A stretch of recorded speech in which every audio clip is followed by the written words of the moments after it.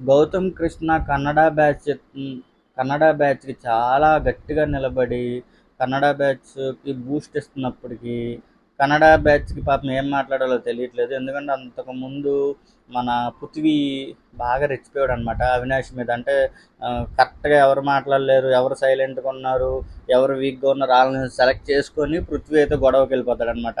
So, మొన్న nominations చేసినప్పుడు కూడా అంతకుముందు టేస్టీ తేజ మీద ఎగిరిపోయాడు పృథ్వీ. పృథ్వీ ఎగిరిపోయాడు కానీ నెక్స్ట్ వచ్చి గౌతమ్ నామినేషన్ చేసినప్పటికీ గౌతమ్ మీద ఎగరలేపాడు. ఎందుకంటే గౌతమ్ ముందే వార్నింగ్ ఇచ్చేస్తున్నాడు అనమాట. నువ్వేమైనా చేసుకో బాయ్, నేను భయపడా, అందరినీ భయపెట్టినా నన్ను భయపెడితే అవ్వదు.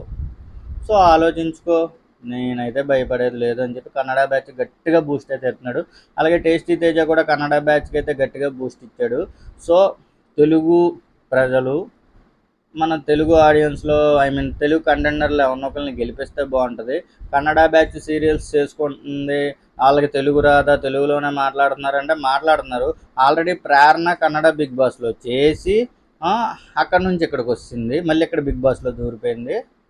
మరి అంత కన్నడ ఉండుంటే అక్కడే గెలిచి రావాలి కదా, గెలవాలి. మళ్ళీ ఇక్కడ బిగ్ బాస్కి ఎందుకు వచ్చింది, ఇక్కడ నాటికల్లో చేస్తుంది, ఇక్కడ తెలుగులో చేస్తుంది, అందుకే అని చెప్పి కొంతమంది కామెంట్స్ పెడుతున్నారు. నబీల్ ఉన్నాడు, నబీల్ బాగానే ఆడుతున్నాడు.